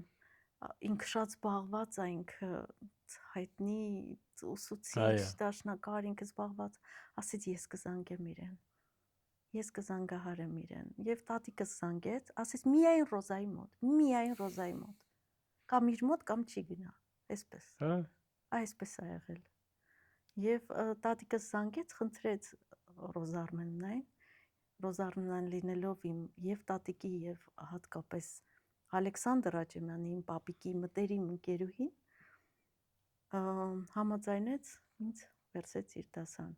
Սա ուրեմն կապված իմ ընտրության հետ եւ անկեղծ ասած անչափ շնորհակալ եմ իմ տատիկին, սա հիրավի մեծ քայլ էր եւ ընտրություն, որ ամբողջ իմ կյանքը որոշեց եւ ձևավորեց։ Տատիկս այն ֆիգուրան էր, որ ես միշտ ցանկանում էի նմանվել իրեն, լինել նույնքան գեղեցիկ եւ նույնքան կանացի, նվագել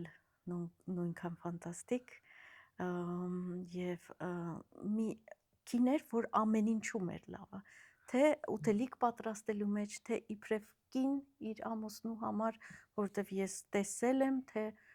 ինչպես էր փայփայում իմ պապիկին եւ իմ պապիկի պարապելու ժամերը եւ կանացի մի իդեալ։ Ես հենց այդպես էլ հիշում եմ քո տատիկին, թե այդ գեղեցկությունը իրա խնամված միշտ, մազերը միշտ չէ, որ սենց խնամված, ուտելիքն էլ եմ հիշում։ Միշտ հետաքրքիր լավ բաներ կար իրեն տանը ուտելու։ Միշտ տատիկիս հետ իրանք փոխանակվում էին տենց ինչ որ հավես ռեցեպտներով, ուտելիքներով, սուրճ էին խմում, մի խոսքով այդ առումով շատ ափսոս, որ երկուսն էլ չկան։ Վերաբերվում է քո տատիկին եւ պապիկին, կուզենայի երկու խոսք ասել, ես շատ լավ հիշում եմ իրենց եւ հիշում եմ այն մտերմությունը եւ ես էլ եմ ձեր տանը շատ եղել եւ քո տատիկի նկարներով հրապուրված աննկարագրելի մեր տանը կախված էր իմ տատիկի ուրեմն դիմանկարը արված քո տատիկի կողմից նաեւ նատյուրմորտը որ մինչ օրս կախված է մեր տանը մրգերի եւ շատ գեղեցիկ գունազարդ չգիտեմ ես շատ շրջապատված եմ եղել քո տատիկի արվեստով նույնպես նկարներով նաեւ հիշում եմ քո պապիկին Արմեն Մինասովիչին շատ լավ հիշում եմ հրաշալի մի բժիշկ որ մեր ընտանիքին նաեւ շատ օգնում էր իր խորհուրդներով ինչ լինում էր տատիկս ասում էր Արմեն Մինասովիչին պետք է հարցնել եւ մի խոսքով Արմեն ջան հրաշալի մի ընտանիքից ես դու էլ եւ ուրախ եմ, որ այսօր մենք նորից կապի մեջ Էդ ենք։ է ուզում ասել, Հա։ ինչքան լավ է, որ տարիներ անց ճիշտ է, օտարամայի ճամփեքին, բայց Այո։ նստած խոսում ենք ու հիշում ենք այս լավ օրերը։ Շատ Այո, շնորհակալ եմ, Մարուս ջան։ նույնպես։ Ալեքսանդր Աճեմյան, կոմպոզիտոր, Ահա, դու իր թորն ես եւ մինչեւ քո Աբու տատիկին եւ Աբու պապիկին անցնել, նաեւ կուզեմ Ալեքսանդր Աճեմյանի մասին խոսենք, ինչպիսի մեծ ազդեցություն է ունեցել ոչ միայն քո, նաեւ քո պապայի Վարդան Աճեմյանի վրա, չէ՞, ահա, այսինքն դա բավականին մեծ նաեւ օրինակ էլ է եղել բոլորի համար, հենց անշուշտ։ երաշտական հենց գծի առումով։ Ամ, Գիտես Արմեն ջան, հիմնական լինում է, որ երեխաները պապիկ տատիկներին ընկալում են որպես իրենց պապիկ տատիկ ու չեն այդքան էլ հասկանում ինչ արժեք ունեն, եթե այդ մարդիկ ինչ որ արվեստում հանդիսանում են ինչ որ ֆիգուրաներ։ Իմ դեպքում այդպես չի եղել, որովհետև իմ տատիկի եւ հայրիկի կողմից այդ ամեն ինչը ինձ մատուցվել է իմ պապիկի մասին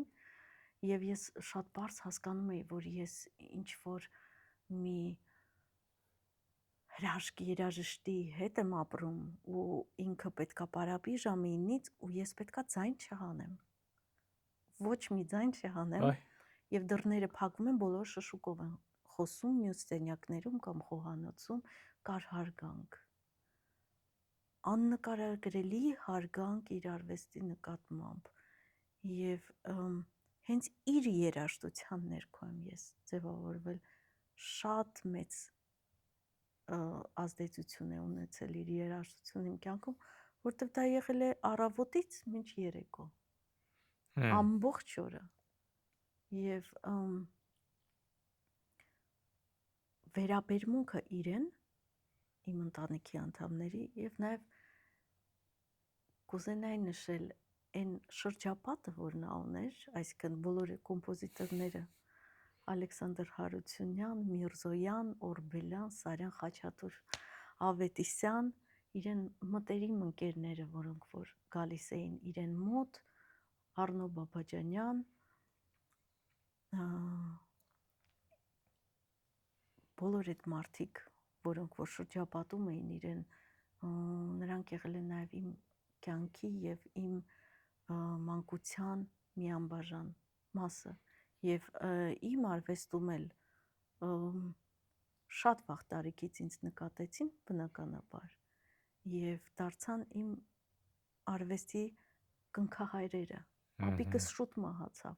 բայց իրենք ամբողջ ժամանակ օգնել են եւ փորձել են ինձ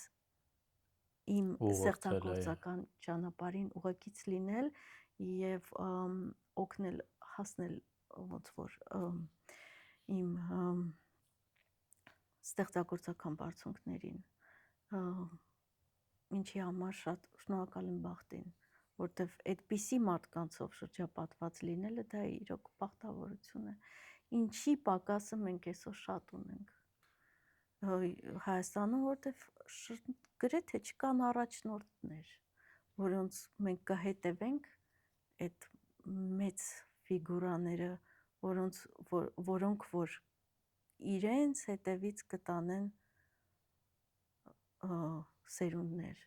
որոնք կփոխարինեն հետո իրենց, դա շատ ծանր է, որովհետև դա միայն կարող են լինել անհատականություններ,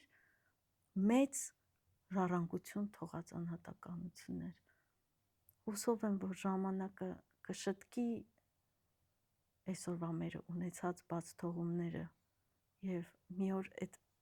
ոսկե շրջանը արվեստի մենք կվերադարձնենք մեր երկրում, մեր հայրենիքում։ Փայլուն խոսքեր, Արուս ջան։ Մի փոքրիկ բան հավելեմ, որ իրականում կան, բայց իրանք սփռված են։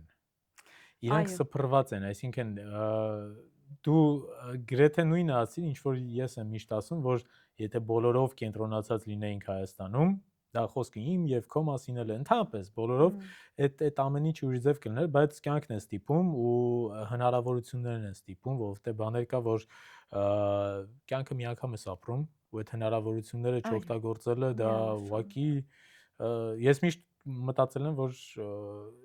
մեծություններ միշտ կան, ուղղակի արժե համակարգն է աշխարհում փոխվում, դա։ Այդ առումով, հա, եւ այո, եւ չէ, զուտ այն առումով, որտեղ սփռված ենք։ Իրոք սփռված ենք ու քո պապիկը, քո տատիկը, իրանք իրոք այնպիսի ֆիգուրներ են եղել, քո աբու տատիկը, քո աբու պապիկը, բայց մինչև անցնելը քո աբու տատիկին եւ պապիկին մի հատ զվարճալի բան պետք է պատմեմ, էլի կապված մեր շենքի հետ, հարևանների հետ եւ այլն ու Առնո Բաբաջանյանի եւ տատիկիս պապիկիս հետ կապված ուղի ինձ եթե սխալ եմ ձեր դիմացներ թե մի հարկ ներքև էր Աննա Նշանյանը մի հարկ ներքև էր ուրեմն այո ուրեմն մեզից մի հարկ վերև էր որտեղ մեր մոտ երկու հարկի տարբերություն էր 5-րդ հարկում էր դուք 4-րդում եք դուք 6-ում եք այո եւ 7-րդում Օրբելյանը այո Օրբելյանի վերևը Տերտերյանը այ կողքի պատեստ կողքի մուտք այո բանն էլ հովունցն էլ կողքի մոտ Խաչատուր Ավետիսյան, Ադամ Խուդոյան, Սիմոն Հովանիսյան, այո, եւ Օրբելյանի տանը ինչքան եմ ես եղել, որ այսօրպես հիշում նկարներն են, Միրզոյան, Հարությունյան, Բաղդասարյան, Բաղդասարյան, ախր ոնց կարող ենք անհնարին է համեմատել այդ ամեն ինչ որ եղել է։ Ես մանգալու որ գնում էի պապիկիս հետ զբոսանքի Ես որ հիշում եմ քանի կոմպոզիտոր էր ինձ համբուրում ու այսպես քաշքշում իմ թուշիկներից ես ուղղակի մի երանություն էր որ տեսնում ես այդ մարդկանց շփվում ես մինչև հիմա այնպիսի բաներ եմ հիշում Էդվարդ Միրզոյանից որ ես սովորել եմ ուղղակի որովհետև շփումը շատ սերտ է եղել Ինչքան հավես էր, չէ՞ շփվում։ Այո։ Հավես են։ Տաղանդավոր։ Այդ նույն շփումը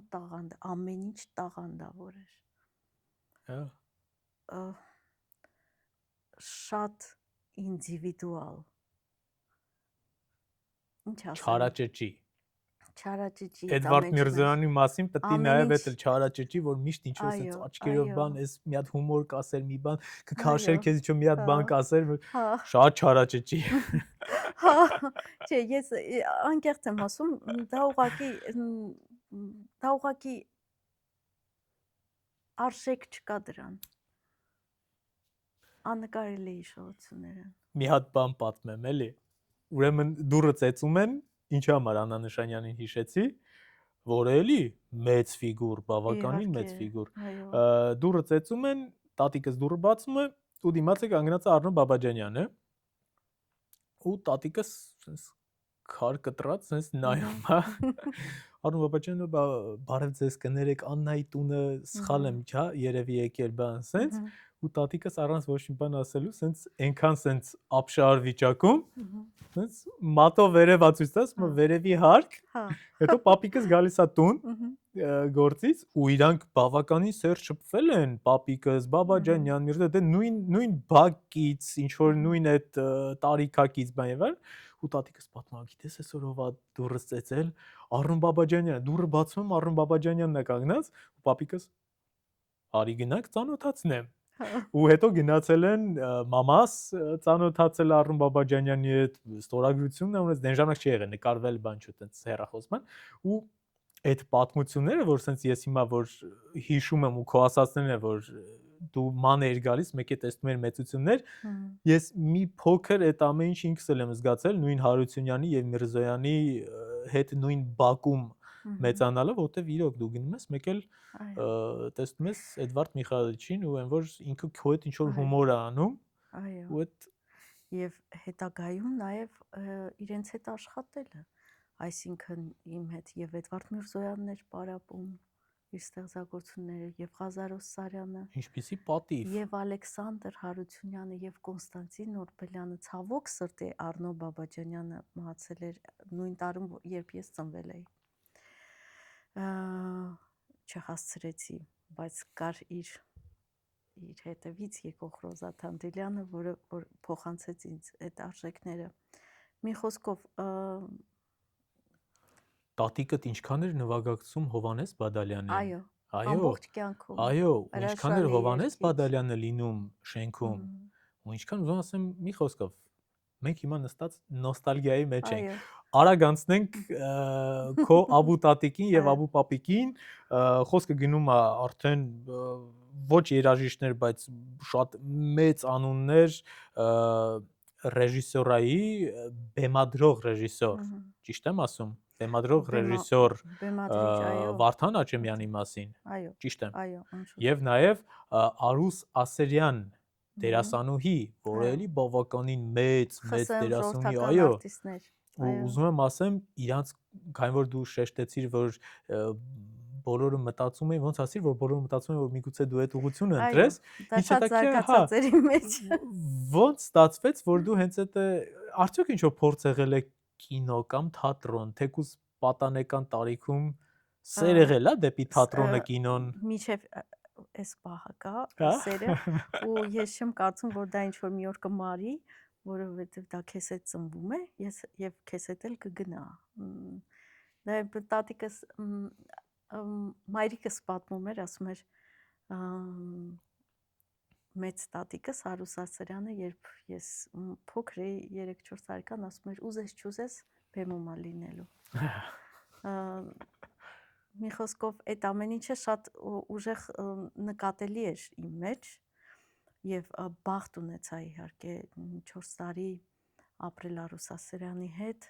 նաեւ մի հարկի տակ, եւ իմ առաջին երգերը, որ ես երգում էի, բանաստեղծությունները, որ արտասանում էի, իմ տատիկից եմ սովորել, մեծ տատիկից, եւ շատ ժամանակ էր ինձ հատկացնում լինելով ԽՍՀՄ ժողովրդական արտիստուհի, այդպիսի մի աննկարագրելի մեծություն դերասանուհի, չափազանց էքստրեմալ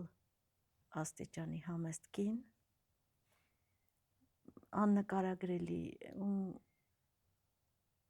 չգիտեմ, ես երևի շատ հաջողակ մարդ եմ, կարծում եմ։ Իմ պապիկին, մեծ պապիկին Վարդան Աչեմյանին ցավոք չհանդիպեցի կյանքում, բայց ամեն օր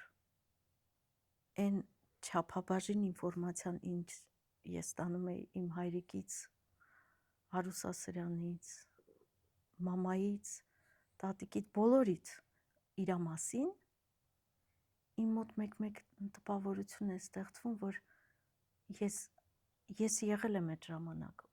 բոլոր այդ պատմություններից, որ պապան պատմել է իր մասին, բոլոր այն սկզբունքների մասին, որը նա հետևել է արվեստում եւ որի ժառանգորդը հանդիսանում ենք ես, հայրս, պապիկս եւ փորձել ենք արվեստում ստեղծած այդ արժեքները ճիշտ ընկալել եւ զարգացնել, պահպանել այդ ամեն ինչը, երբեմն իրոք տպավորություն է ստեղծվում, որ այդ պատմության ժամանակ ես այդտեղ տեսել եմ, հա, շատ տպավորված եմ միշտ եղել, որովհետև իմ դաշնամուրը, իմ ռոյալը գտնվում էր իր աշխատասենյակում եւ իր աշխատասենյակը պահպանել էր իմ մեծ տատիկը եւ մայրիկս ճիշտ այնպես, ինչպես որ եղել է, եւ գրասեղանը, եւ բոլոր պահարանները, եւ ծխամորճը, եւ ամեն փոքրիկ մանրունք դա ոնց որ մի թանգարան լիներ, եւ ամեն անգամ ամեն առավոտ սկսել պարապելուց ես շատ պարզ հասկանում էի, թե ինչ մթնոլորտում եմ ես։ Երբեք չի եղել, որ փոքր եմ եղել, չեմ հասկացել։ Այդ պահը չի եղել, ինձ շատ պարզ իրականությունը մատուցվել է միշտ։ մի խոսքով երբ բեմ եմ դուրս գալիս, միշտ հայրիկս ինձ ասում էր, որ փոքր էի, ասում էր, որ արտասանում են անունդ, հայտարարում են քեզ, հիշի, թե ովքեր են քո նախնիները, հիշի, ովքեր են քո հետ դուրս գալիս բեմ, բայց դու պետք է այս պահին իրենց պատիվը բարձր պահես, շատ մեծ պատասխանատվություն, իրականում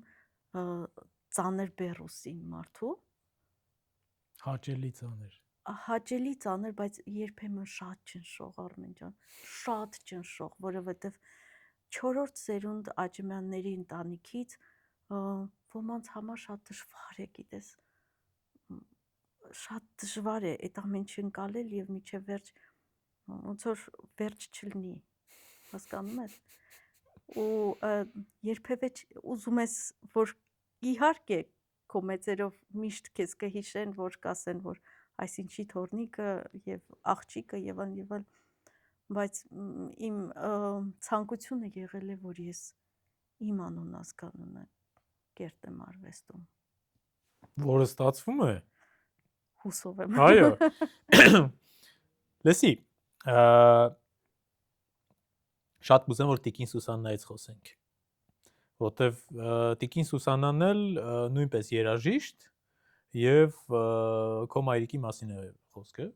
Արուսի մայրիկի մասին է խոսքը եւ կուզեմ, որ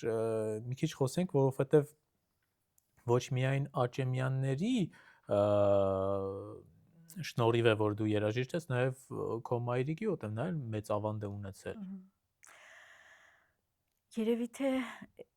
եկանք կանգնեցինք իմ կարիերայում ամենակարևոր կետին, որովհետև մաման, որ չլիներ, չի լինի ես արվեստում, չի լինի ես նկատում դաշնամուրային արվեստում եւ չի հասնի այն ամեն ինչին, ինչ ես հասա, որովհետև այդ ֆանտաստիկ նվիրումը, որ ես ունեցել եմ իմ մամայից եւ նաեւ պապայից, իմ ծնողները ես միշտ չեմ հոգնում կրկնել, որ իրենք իրենց կյանքը մի կողմ էին դրել, իրենց կյանքի նպատակը ինձ հասցնել նպատակին, այսպես ես դա շատ պարզ հիշում եմ, հիմա երբ մեծ եմ, ինքս եմ ծնող, հասկանում եմ, թե դա ինչ մեծ ինքնազոհություն է, որ դու կարողանում ես քո կյանքը մի կողմ դնել, քանի որ տեսնում ես երեխայիդ մեջ ինչ որ կարևոր մի բան, որը պետք է ճանաչելի դարձնես եւ զարգացնես։ Մայրիկս ֆանտաստիկ նվիրվող մի էակ էր, հրաշալի մանկավարժ, երաժշտակետ Սուսաննա Աճեմյանը, բացառիկ նվիրված կին իմ հայրիկի համար, Աճեմյանների ընտանիքում իր տեղը շատ երիտասարդ տարիքում է մայրս ամուսնացել եւ գալ այդպիսի ընտանիք, որտեղ ամեն մեկը ինչ որ բան է իրենից ներկայացնում եւ կերտել ինքդ քեզ եւ լինել, դառնալ եւ ներկայացնել քեզանից արժեք շատ դժվար է, շատերը կկոտրվեին, մայրս կայացավ եւ ինձ կայացրեց, մայրս մի կին էր,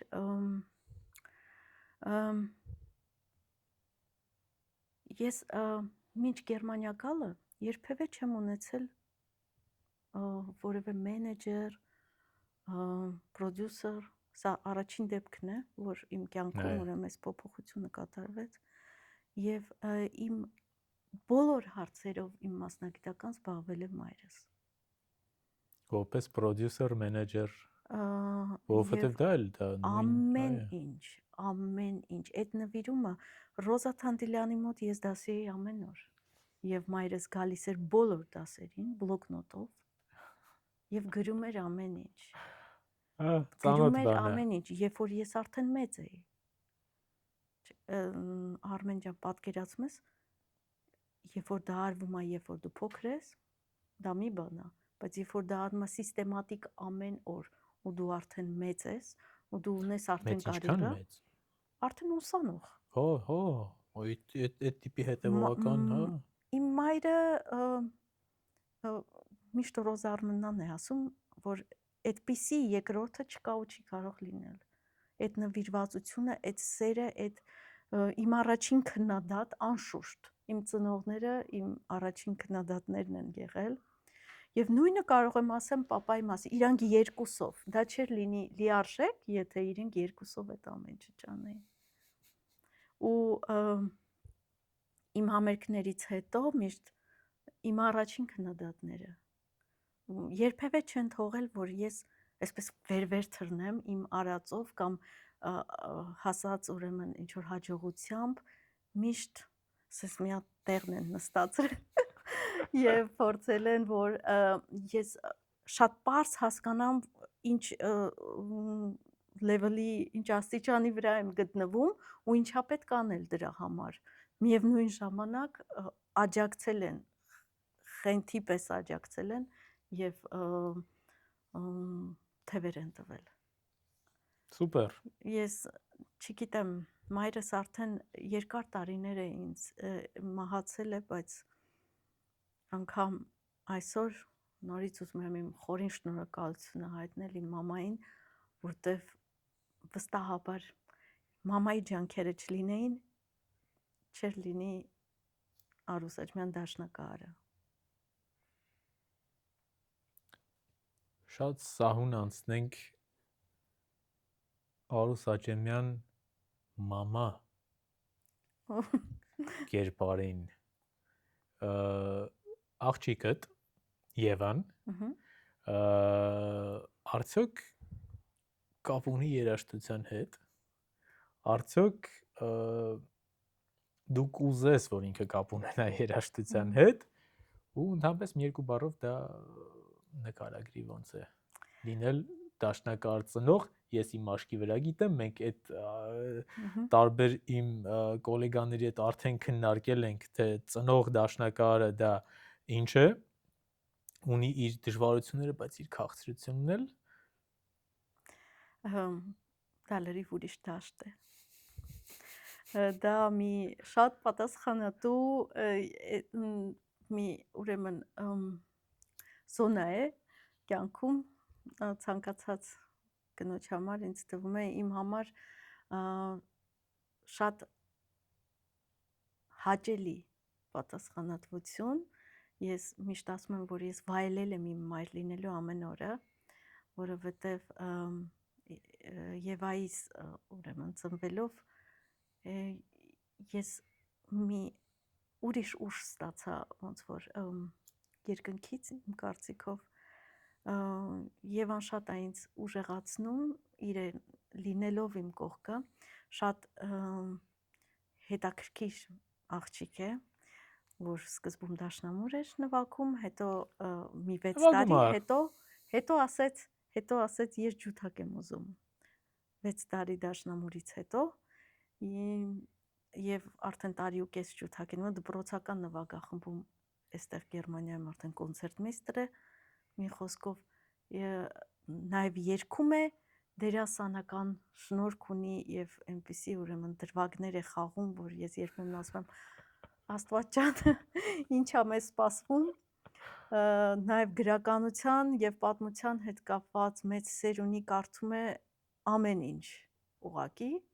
որը որ հեչ բնորոշ չէ այսօրվա երեխաներին իմ կարծիքով, շատ սիրում է պատմություն ու գրականություն եւ կարդում է գրքեր եւ շատ զարգացած բազմաշնորհ երեխա է, նաեւ շատ բնավորությունով ամուր եւ ունի իր կարծիքը ամեն բանի նկատմամբ եւ անգամ իմ նկատմամբ, իմ արվեստի, իմ կյանքի ապրելաոճի եւ անգամ ինչ որ բաներ ասում է եւ խորհուրդներ է տալիս, քննադատում է, երբ որ պետք է, ես իրեն թույլ եմ տալիս ամեն ինչ, որտեվ ուզում եմ, որ ինքը լիարժեք բացվի, ընտրի այն ճյուղը, որտեղ որ ինքը Ես իրեն խորհուրդ եմ տալիս իմանալով այս դժվարին ճանապարհը արվեստագետի երբևէ չեմ փորձել ունի բացարձակ լսողություն ամեն ինչ ինչ որ հարկավոր է, բայց ես կարծում եմ, որ այս ամեն ինչով պետք է զբաղվել միայն այն դեպքում, երբ ուղակի չես կարող չանել։ Նվիրվածությամբ։ Ուղակի անհնարին է չանելը։ Սա ոչ պլան է, սա ոչ որոշում է, սա ուղակի հոգու կանչ պետքա լինի։ Եվ այս դեպքում չի կարելի որևէ դեպքում որևէ կերպ խառնվել, իմ կարծիքն է դա իհարկե, եւ փորձել ուղղորդել ես միայն կարող եմ իմ կողմից սատարել իրեն բոլոր հետաքրքրություններին եւ փորձել, այսպես ասած, support ոնց որ ընդունված ասել, հա, աջակցել։ Այսինքն մենք կարող է շատ շուտ մոտ ժամանակներում եւ այն նաեւ լսենք էլ իր կատարումները կամ միգուցե բեմի վրա ինչ որ դերասանական, ինչ որ շատ հնարավոր է։ Մի խոսքով էլ ավելի հետաքրքրությամբ պետքա հետևել քո այս դեպքում ոչ թե Instagram-ին, այլ Facebook-ին, որտեղ դե բարձր այդ ավելի ընտանեկան, բայց միգուցե մենք ինչ որ նոր բաներ մենք պեղենք, հա։ Տեսնենք, ես նույն չափ անտեղյակ եմ, որովհետև ինքը շատ անակնկալ աղջիկ է, անակնկալ հետաքրքիր։ Ինքը Գերմանիայում է, հաճախում է այստեղ, ուրեմն Գերմանիայում Քյոլնում հաճախում է գիմնազիա, շատ լավ գիմնազիայում է սովորում եւ նաեւ նվագում է այնտեղի նվագախմբում եւ նաեւ զարգացնում է իր դերասանական, ուրեմն շնորհքը։ Մի խոսքով արվեստի մեջ է։ Արվեստ, գրականություն, պատմություն ամեն ինչ հետաքրքրում է։ Տեսնենք ինչ կլինի։ Գերմանիայի կյանքը դուր գալիս է իրեն։ Իմ աղջիկը ես պետք է նշեմ, որ չափազանց կապված է հայրենիքի հետ ու մենք իրեն հետ այդ խնդրեմ ունենք, ինքը շատ ծանր է տանում տեղափոխությունը, սակայն ես փորձում եմ իրեն ասել, որ ինչպես Արնո Բաբաջանյանն է ասել, ոսկի խոսքեր են, որը որ վերաբերվում է եւ նաեւ ինձ իմ կարծիքով, որտեվ ես եմ այդպես կում, я проживаю в Москве, но живу в Երևանի։ Այդ ամեն ինչը շատ ծանր է տանում իմ աղջիկը, նաեւ ես նույնպես, ես չեմ ընկալում ու ընդունում որևէ կերպ իմ անվան կողքը որևէ այլ երկրի անուն։ Այո, ես շատ շնորհակալ եմ Գերմանիային տալու ինձ տալու այս ֆանտաստիկ հնարավորությունները, որովհետև սա շատ լավ տեղ է, այսպես ասեմ, դասական երաժշտության մեջ կայանալու համար։ Այո։ Բայց ես իմ հայրենիքի հետ կապը իմ մեջ է եւ դա որևէ բան չի կարող փոխել։ Եվ իմ անվան շուրջ երբևէ ուրիշ երկրի անուն չի գրվի, երբեք։ Միայն Հայաստան։ Դա հենց այդպես է, որտեվ հայ դաշնակահարների կայքը, որ ես խնդրեցի, որ դու ուղարկես, ես հիշում եմ, որ այդ առանձնահատուկ շեշտում էր, որ Հայաստանը պետքա, իսկն առանց էլ դա միշտ տակը երկրներում ու ես այդ հիշում եմ, դա այսօրապես հիշում եմ։ Անուն կա, որ նաև կուզեի մենք խոսենք, մինչև անցնեինք մնացած այլ թեմաներին, Նատելա Աճեմյան, քո քույրիկը, որը նույնպես երաժիշտ է, ու կուզեմ մի երկու բառով ասես, արդյոք ինձ ուղղակի շատ հետաքրքիր է, արդյոք կա ինչ-որ տենց նախագծեր կամ եղել են կամ կլինեն, որոնք որ դուք քույրիկներով իրար հետ կնվագեք կամ միգուցե նվագել եք իրար հետ։ Մենք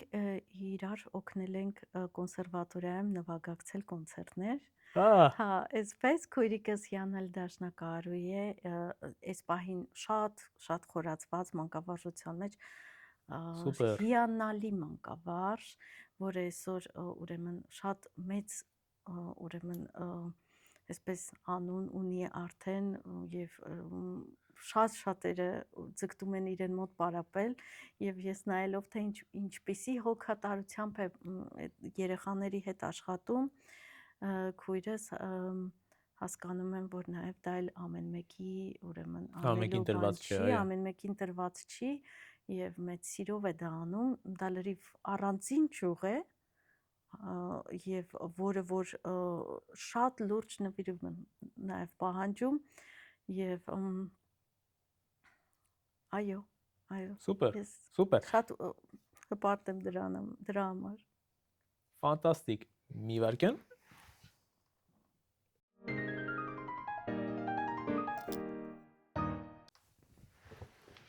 Շատ լավ ենք գնում։ Մի քանի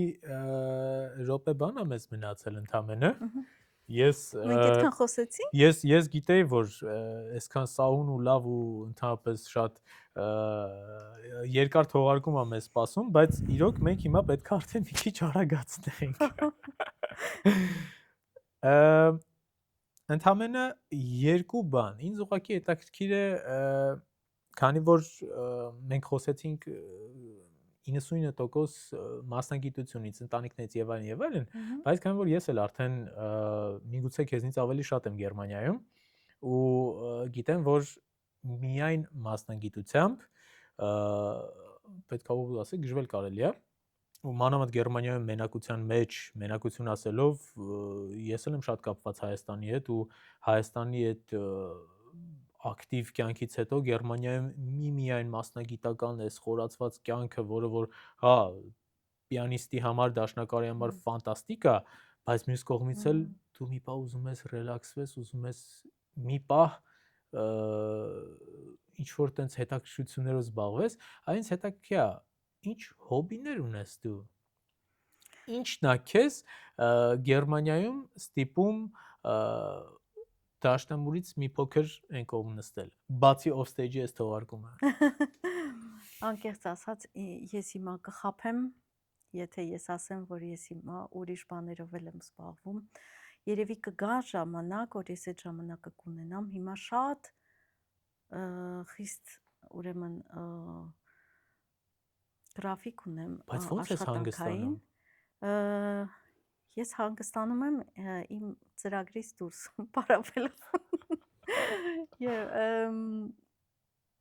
Այս փուլը իմ կյանքում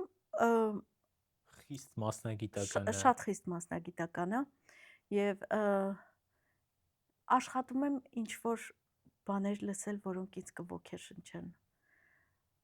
Կատարումներ լսել, որոնք ինձ կոգեշնչեն, ինձ շատ ուժեղ ոգեշնչում է իմ հայրիկի երաժշտությունը։ Զուտ, մաքուր, հայկական, շատ ինդիվիդուալ եւ ես շատ ազդեցությունը իր երաժշտության իմ վրա շատ մեծ է։ Շատ ժամանակ իմ այսպես playlist-ում կարելի է գտնել իր խմբերքային երաժշտությունը, սիմֆոնիաները, որոնք որ եւ նույնը կասեմ աղջկաս Եվայի մասին, երբեմն իբրև մամա ես ստուգում եմ թե ինչ է անում հեռախոսի մեջ եւ այլն եւ երբ տեսնում եմ որ ինքը պապիկի երաժշտությունն է լսում եւ շատ ուրախանում եմ դրա համար կուզենայի տիրապետեի հանգստանալու այսպես ասեմ ունակություն ունենայի հանգստանալու այս պահին զգում եմ որ շատ աշխատելու բաներ ունեմ եւ եթե ժամանակ ունենամ լիարժեք լավ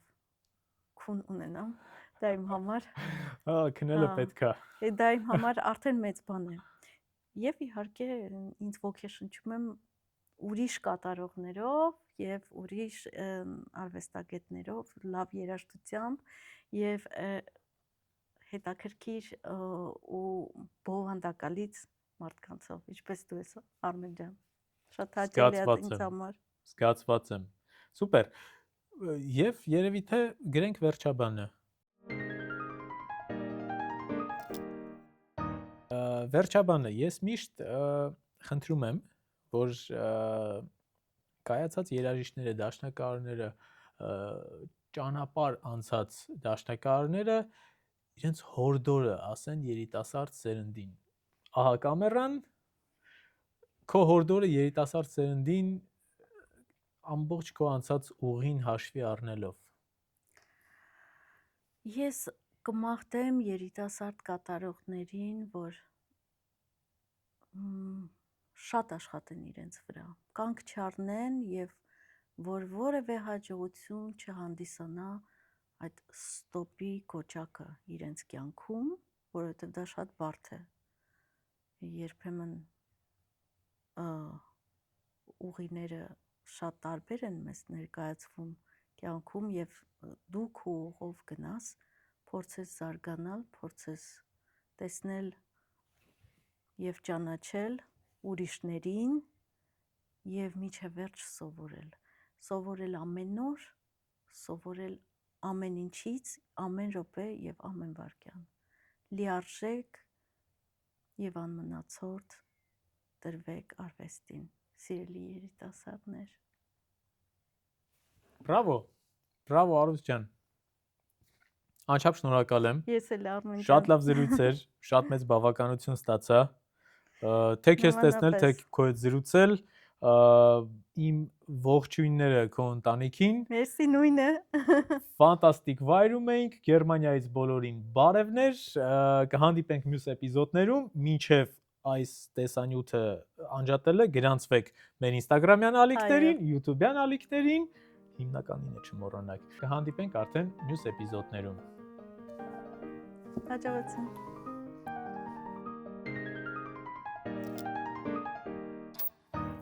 Մոնտաժը չի, ես անհամբեր եմ։ Հա, շուտ լսի, ես ուրեմն երկու off stage ունեմ դեռ չհրապարակած։ Հա, տեսա Կարինայինը։ Կարինեինը, հա, հեսա մյուսը Կարինեինն է լինելու։ Դրանից հետո մի off stage կա, որը քանի որ մենք դեռ ձայնագրում ենք, հիմա անունը չեմ ասի, հեսա կանջատեմ քեզ կասեմ ով է։ Հետո ունեմ Վաչե Շարաֆյանի գործն եմ զապիսարել Ախենում մի քանի օր առաջ ու իրա գործ ունեմ մոնտաժելու Բրամս ունեմ մոնտաժելու որը որ պետքա ձայնագրեմ Բաղդասարյան ունեմ մոնտաժելու որ պիտի ձայնագրեմ վաու բայց այդ ամենը պետք է նաև հասցնեմ ես է մոնտաժեմ բայց նախնական տվյալներով էս գնալու է մի ամիս մինիմում հետո Բայց ես քեզ նախապես կուղարկեմ դու գնայես, որտեղ եթե մի բան սրտովը չի, հանգիստ կարող ենք փոխել։ Հիմա արի մի քիչ իրար մոտիկ նստենք։ Մի քիչ, բայց այնպես որ դաշնամուրը չփակենք։ Երևի թե դու մի քիչ անկոմ գնա։ Հեսա կասեմ ոնց է։ Մի հատ մեսենս նայենք։